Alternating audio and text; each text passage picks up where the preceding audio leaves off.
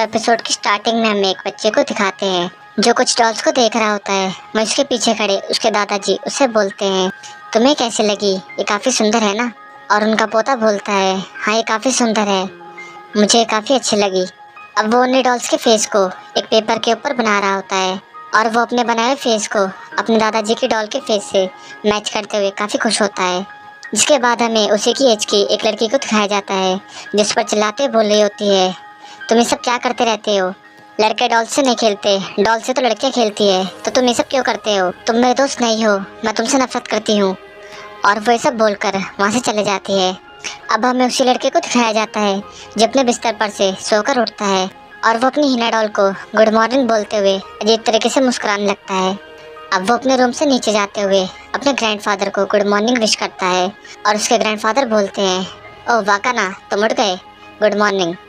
जिसके बाद वो अपने मॉम डैड और ग्रैंड मदर की फ़ोटो के सामने जाकर प्रे करता है और अब वो ब्रेकफास्ट करने के लिए जाता है। वहीं उसके दादाजी उससे बोल रहे होते हैं, तो मैंने तुम्हें देखा था, तुम आधी रात तक भी काम कर रहे थे। और वकाना बोलता है, हाँ आप सही कह रहे हो, मैं उसके काफ़ी करीब था पर फिर भी मैं उतना नहीं कर पाया। जैसे ही मैंने हिना डॉल्स बनाने के लिए अपने हाथ में ब्रश लिया, मैं रुक ही नहीं पाया, पर फिर भी मैं उतना अच्छा नहीं कर पाता हूँ जितना अच्छा आप कर सकते हो। अब उसके ग्रैंडफादर उसे कहने लगते हैं, तुम्हें पता है कि मैं कितने सालों से काम करता आ रहा हूँ। और वाकाना बोलता है, शायद 47 ईयर्स से। उसके ग्रैंडफादर बोलते हैं, नहीं 48 ईयर्स से। अब वो दोनों खाना खाने के लिए बैठते हैं और उसके ग्रैंडफादर उससे बोलते हैं, ठीक है तुम्हें इतना रश करने की ज़रूरत नहीं है, अभी भी तो तुम एक बच्चे ही हो, तुम्हारे पास अभी भी उनके ऊपर ध्यान देने के लिए काफ़ी टाइम बचा है। लेकिन इन सब बातों को छोड़ो, क्या तुमने कोई दोस्त बना भी रखे हैं। और ये सुनते ही वाकाना एकदम से खांसने लगता है और अपने ग्रैंडफादर से बोलता है, आप एकदम से ये सब क्यों पूछ रहे हो। उसके दादाजी बोलते हैं, ये तो तुम्हें खुद ही पता है, तुमने अपना प्ले स्कूल का टाइम फिर मिड स्कूल का टाइम सिर्फ हिना डॉल्स बनाने में ही दे दिया, तुम्हारे उस टाइम भी ज़्यादा कुछ खास दोस्त नहीं थे। अब ये सब सुनकर वाकाना घबराते हुए बोलता है, हाँ मेरे काफ़ी सारे दोस्त हैं, मतलब वो थोड़े काम में बिजी रहते हैं क्योंकि वो अलग अलग क्लब्स में हैं, पर मेरे पास है दोस्त। और उसके दादाजी बोलते हैं, चलो फिर तो ठीक है। अब वाकाना ब्रेकफास्ट करके अपने स्कूल जा रहा होता है। तभी रास्ते में स्कूल जाते हुए उसके ऊपर एक लड़का कूदते हुए आता है और उससे बोल रहा होता है, ओए लूजर तुम कहाँ जा रहे हो। अब वाकाना उसे देखता है और वो लड़का एकदम से डर जाता है और वहाँ से भाग जाता है और भागते हुए बोल रहा होता है, मुझे माफ़ करना है, मुझे लगा तुम कोई और हो। अब वाकाना अपने डेस्क पर बैठे हुए अपने मन में सोच रहा होता है, मुझे माफ़ करना ग्रैंडपा, मैंने आपसे झूठ बोला था, मैंने अभी तक एक भी दोस्त नहीं बनाया है और ये वैसे भी इसी स्कूल की गलती है, इसमें कोई क्राफ्टिंग क्लब ही नहीं है कि मैं किसी से बात कर सकूं, और वैसे भी कोई मुझसे दोस्ती करेगा ही क्यों, मैं इन दिनों करता ही क्या हूँ, मैं हिना डॉल्स को बनाता हूँ और उन्हें देखने लगता हूँ और उनको देखते देखते उनसे बातें करता हूँ। और अब वो क्लास में देखने लगता है कि हर किसी के पास अपना एक दोस्त है और सभी आपस में बातें करने में बिजी हैं और वो ये सब देख ही रहा होता है। तभी वो एकदम से देखता है कि एक लड़की हवा में उड़ते हुए उसके डेस्क से आकर टकरा जाती है और वो वहाँ पर बैठे हुए बोल रही होती है, काफ़ी ज़ोर से लगी। अब उस लड़की के दोस्त भी वहाँ पर आ जाते हैं और वो उससे पूछ रहे होते हैं, तुम ठीक हो, तुम्हें ज़्यादा तो नहीं लगी ना। और वो बोलती है, नहीं इतनी ज़्यादा भी नहीं लगी, बस थोड़ा सर में दर्द हो रहा है। और वो लड़की वकाना से बोलती है, तुम्हारे डेस्क के लिए माफ़ी चाहती हूँ, तुम्हारा नाम गोजू है ना। और गोजू से देखकर हैरान होता है और अपने मन में बोल रहा होता है, ये तो मरीन किटागावा है।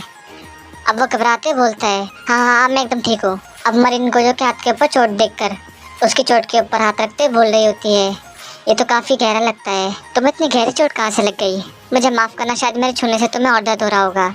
अब गोजो सब देखकर काफ़ी ऑकवर्ड हो जाता है और वह अजीब तरीके से अपना हाथ हटाते हुए बोलता है, अरे नहीं नहीं ये बिल्कुल दर्द नहीं हो रहा है, मैं एकदम ठीक हूँ। और वो अपने मन में सोच रहा होता है, ये आज मेरे साथ क्या हो रहा है, वो मरीन किटागावा है। अब मरीन उससे बोलती है, ये तो काफ़ी कूल है, अब तुम फ्री हो। और वो सब बोलकर वहाँ से जाने लगती है। गोजो मरीन को जाते हुए देख रहा होता है और अपने मन में सोचता है, क्या आज मेरे साथ ही सच में हुआ, मेरा मतलब वो मरीन किटागावा है, वो काफ़ी सुंदर है और पॉपुलर भी है, इस वजह से वो हमेशा लोगों की टेंशन में रहती है। हम दोनों एक तरीके से बिल्कुल अलग ही दुनिया से बिलोंग करते हैं। अब मरीन की फ्रेंड उससे एक लड़के के बारे में पूछ रही होती है और मरीन बोलती है, अब छोड़ो भी, उसके बारे में बात करने का क्या फ़ायदा। लेकिन उसके सारे दोस्तों से बोलने लगती है, नहीं हम जानना चाहते हैं, हमें तो बताओ ज़रा। और वो लड़की सभी दोस्तों से बोलती है, अभी कुछ ही दिनों की बात है, मरीन को एक लड़का फॉलो कर रहा था और वो लड़की ने बताती है वो बहुत सुंदर था और काफ़ी लंबा भी था। वही वो लड़का मरीन से बोलता है, ये किचन तो किसी एनिमे कैरेक्टर की है ना, तुम तो कहने में नर्ड हो, मेरा मतलब एक हॉट एनिमे नर्ड। लेकिन मरीन उसे गुस्से में देखते बोलती है, मेरे से दूर रहो स्टॉकर। और उसकी दोस्त बताती है वो लड़का तो डर के हमारे वहीं खड़ा रह गया। अब मरीन की दूसरी दोस्त बोलती है अगर वो लड़का इतना सुंदर ही था तो तुमने उसे डेट क्यों नहीं किया। और मरीन बोलती है मैं इन सब चीज़ों पर ध्यान नहीं देती, और वैसे भी वो उस टाइप का था जो लोगों की चीज़ों का मजाक उड़ाते हैं। मेरा मतलब लोगों को क्या दिक्कत है कि दूसरे को क्या पसंद है क्या नहीं। और हाँ, वो मेरी फेवरेट एनिमे कैरेक्टर शॉन टानो को ऐसे कैसे बोल सकता है। अब ये सब सुनकर वहाँ पर गोजो अपने मन में बोल रहा होता है इस क्लासरूम में कोई ऐसा भी है जो बिल्कुल दूसरी दुनिया से बिलोंग करता है, पर फिर भी उसकी दुनिया में वो जैसा है लोग उसे एक्सेप्ट कर लेते हैं। अब हमें दो लड़कों को दिखाया जाता है जो गोजो से बोल रहे होते हैं क्या तुम आज भी कर लोगे काम। और गोजो बोलता है हाँ तुम मुझ पर छोड़ दो, मैं ही कर लूँगा। लेकिन उस लड़के का दोस्त बोल रहा होता है नहीं तुम ऐसा नहीं कर सकते, तुम मुझसे रोज रोज अपना काम नहीं करवा सकते। और वो लड़का उसे समझाने लगता है कि गोजो खुद ये करना चाहता है, और वैसे भी मुझे काम के लिए लेट नहीं होना इसलिए मैं जा रहा हूँ। और वो लड़का वहाँ से जाते हुए बोलने लगता है गोजो तुम काफ़ी अच्छे दोस्त हो। अब गोजो वहाँ पर डेस्क अरेंज कर रहा होता है, वहीं पर किटागावा भी आ जाती है और उसे देखकर गोजो अपने मन में बोलता है ये तो किटागावा है। अब किटागावा भी वहाँ पर डेस्क अरेंज करने लगती है और गोजो उसे देख रहा होता है। किटागावा उससे बोलती है क्या हुआ तुम ऐसे क्यों दिख रहे हो। गोजो घबराते हुए कहने लगता है अरे नहीं नहीं मतलब तुम यहाँ पर क्या कर रही हो। और किटागावा कहती है ये डेस्क अपने आप तो एक के ऊपर एक नहीं रखने वाले, मुझे भी साफ़ सफाई करने की ड्यूटी मिली है इसलिए मैं साफ़ सफाई कर रही हूँ। लेकिन बाकी सब कहाँ हैं, यहाँ पर तो सिर्फ हम दोनों हैं। और गोजो कहता है उन सबको कुछ काम था इसलिए वो चले गए। किटागावा कहती है क्या सभी को काम था, मुझे सच बताना वो तुम्हारा एडवांटेज ले रहे हैं ना। गोजो बोलता है शायद। अब किटागावा उस पर चिल्लाते हुए बोलने लगती है तुम्हें सब पता है और तुम्हें फिर भी इससे कोई फ़र्क नहीं पड़ता।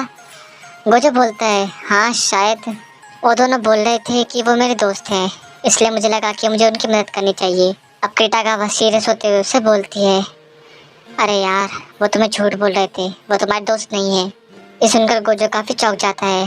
अब किटागावा से बोल रही होती है तुम्हें उन चीज़ों के लिए हाँ नहीं बोलना चाहिए जो तुम नहीं करना चाहते। अगर तुम ऐसे ही सबके काम करते रहोगे तो हर कोई तुम्हारा फ़ायदा उठाएगा और ऐसे तो सब समझने लगेंगे कि तुम एग्जिस्ट ही नहीं करते।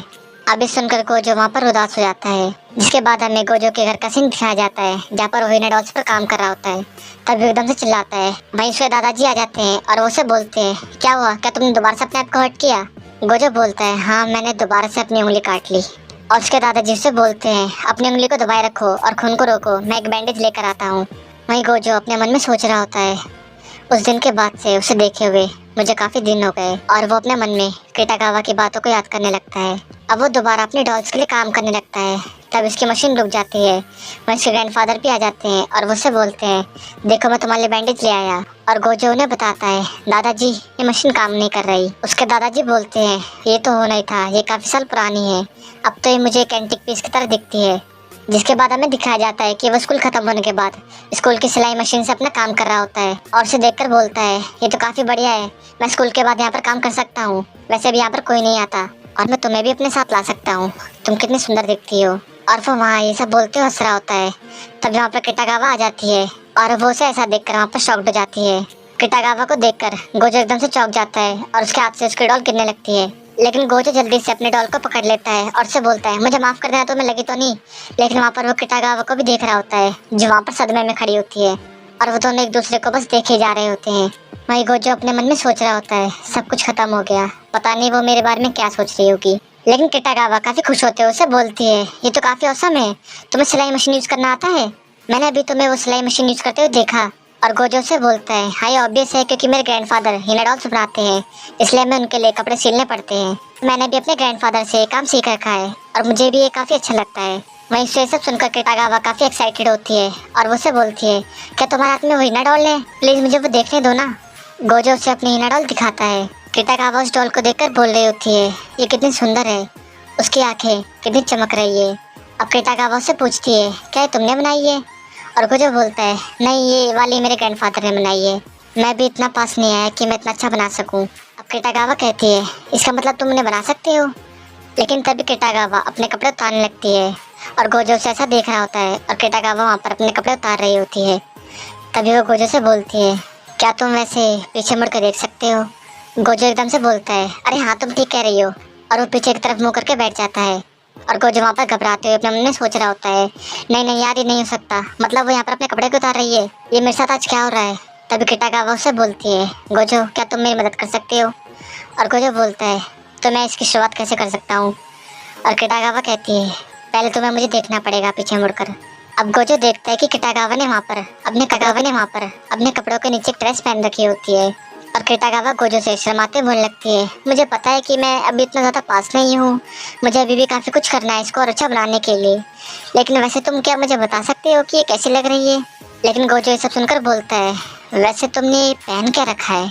और किटागावा उसे फोटो दिखाते हुए बोलती है मैंने ये पहना है, मैं मतलब ये ऐसा होने वाला था पर अभी मैं इसके ऊपर काम कर रही हूँ। और गोजो से इमेज वाली ड्रेस को और किटागावा की ड्रेस को कंपेयर करने लगता है और उन्हें कंपेयर करते हुए बार बार देख रहा होता है।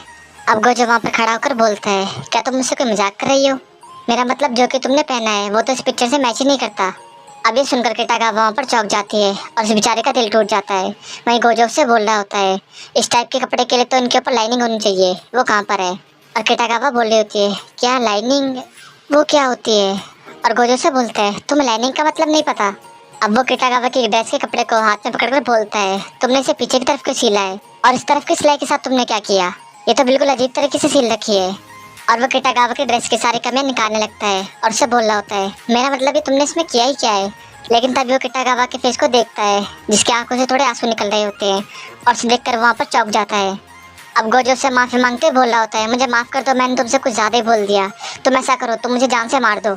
लेकिन किटागावा से बोलती है क्या तुम्हें मार दूँ, पर तुमने इतना भी कुछ नहीं किया है और वैसे भी तुम मुझसे माफ़ी क्यों मांग रहे हो। लेकिन गोजो बेचारा अभी भी डरा हुआ बोल रहा होता है नहीं मैंने गलत किया है, अच्छा तुम मुझे बताओ कि तुम्हें कितने पैसे चाहिए, मैं तुम्हें पैसे दे दूंगा। पर किटागावा से बोल रही होती है अरे तुम ऐसी अजीब सी बातें कर रहे हो, मैं पागल नहीं हूँ और मैं तुम्हारे ऊपर गुस्सा क्यों होंगी, तुमने तो मुझे कितनी अच्छी बातें सिखाई है।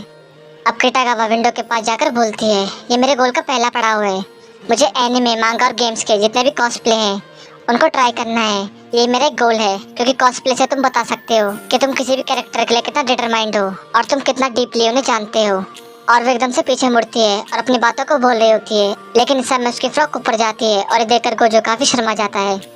अब वो उससे कहती है बेसिकली मेरे पास कोई कपड़े सिलने की मशीन नहीं है, इसलिए मैं स्कूल ओवर के बाद यहाँ पर आती हूँ ताकि मैं अपनी ड्रेस को सिल सकूँ। मुझे पता है कि मैं इस काम में उतना अच्छा नहीं हूँ पर फिर भी मैं ये करना चाहती हूँ। और तभी वो एकदम से गोजो का हाथ पकड़ते हुए बोलती है गोजो मैं तुमसे भीख मांगती हूँ, प्लीज़ मुझे एक अच्छा कॉस्प्ले ड्रेस बनाने में मेरी मदद करो। देखो अगर तुम ये नहीं करना चाहते तो तुम सीधा मुझे मना कर सकते हो, ऐसा कुछ नहीं है कि मैं तुम्हें फोर्स करूँगी, बस मुझे ऐसा लगता है कि शिजुको-टान मेरे लिए काफ़ी इंपॉर्टेंट है। अब गोजो ये सब सुनकर वहाँ पर शॉक्ड होता है और वो किटागावा की बात को याद कर रहा होता है कि वो कैसे उसकी तारीफ कर रही थी। अब गोजो किटागावा का हाथ पीछे करते हुए बोलता है ठीक है मैं करूँगा, वैसे तो मैं काम ज़्यादा अच्छी तरीके से कर नहीं सकता क्योंकि मैं डॉल्स बनाने में ज़्यादा क्लोज हूँ, पर मैं तुमसे प्रॉमिस करता हूँ कि मैं अपनी पूरी मेहनत करूँगा। अब ये सब सुनकर किटागावा उससे बोलती है सच में, क्या तुम सच बोल रहे हो। गोजो बोलता है हाँ। किटागावा कहती है एकदम सच में। गोजो बोलता है हाँ। अब किटागावा काफ़ी खुश हो जाती है और वो खुशी में वहाँ पर उछलने कूदने लगती है और उसे देखकर गोजो अपने मन में बोल रहा होता है मैंने कभी नहीं सोचा था कि मैं किसी ऐसी लड़की से भी मिलूंगा जो कि बिल्कुल मेरी तरह होगी। अब गोजो उससे कहता है तुम सच में शिजुको-टान को काफ़ी पसंद करती हो। और किटागावा उससे कह रही होती है हाँ मैं सच में करती हूँ, मेरा मतलब मैं क्यों ना करूँ, उसका फैशन सेंस कितना अच्छा है। और वो गोजो को शिजुको-टान के बारे में पूरी डिटेल्स देने लगती है, लेकिन गोजो को कुछ भी समझ में नहीं आता और वो उससे बोलता है मुझे माफ़ करना पर तुमने क्या कहा अभी। और यहीं पर एपिसोड एंड हो जाता है। इस एनिमे के आगे के आने वाले एपिसोड काफ़ी मज़ेदार होने वाले हैं, इसलिए चैनल को सब्सक्राइब करके रख लो। और हाँ मुझे कमेंट में ज़रूर बताना कि आपको एपिसोड कैसा लगा और साथ ही साथ मुझे ये भी बता देना कि मेरे एपिसोड में क्या कमी थी और क्या नहीं, ताकि मैं उससे आने वाली वीडियोज़ में पूरा कर लूँ। तो अब अगले एपिसोड में मिलते